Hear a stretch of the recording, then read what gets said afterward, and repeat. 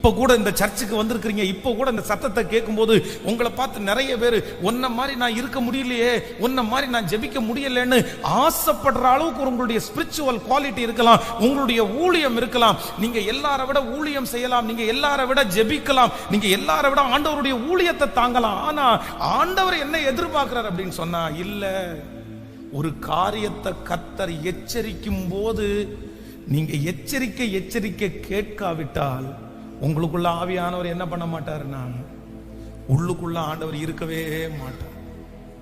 இந்த சுத்திகரிப்பு ஜெபத்துல ஃபர்ஸ்ட் என்ன ஜெபிக்கணும்னா, எனக்கு ஒண்ணுமே வேண்டாம், ஆனா நீங்க மட்டும் என்னை விட்டு என்ன பண்ணாதீங்கன்னா, சத்தமா சொல்லுங்க.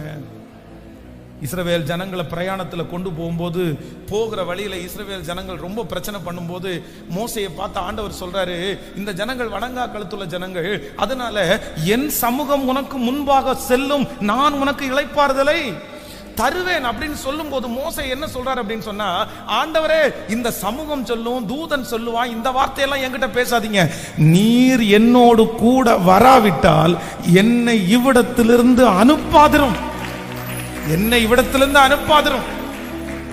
இத்தனைக்கும் ஆண்டவர் சொல்றாரு, நீ போப்பா, உனக்கு ஒன்னும் பிரச்சனை இல்லை, என் சமூகம் உனக்கு முன்பாக சொல்லும், உனக்கு டென்ஷன் இல்லை, உனக்கு கவலை இல்லை, உனக்கு நான் இளைப்பாறுதல் தருவேன்.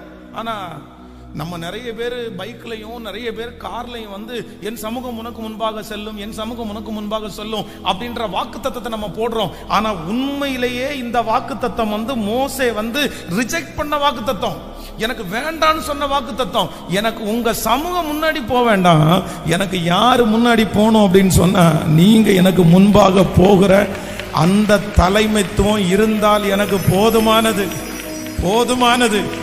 ஆண்டவரே, நீங்க இல்லாத உயர்வு எங்களுக்கு வேணாம்ப்பா, நீங்க இல்லாத ஆசீர்வாதம் எங்களுக்கு வேணாம் ஆண்டவரே, நீங்க இல்லாத புகழ்ச்சி எங்களுக்கு வேண்டாம் ஆண்டவரே, நீங்க இல்லாத தலைமைத்துவம் எங்களுக்கு வேண்டாம் ஆண்டவரே, நீங்க இல்லாத வாழ்க்கை எனக்கு வேண்டாம் ஆண்டவரே.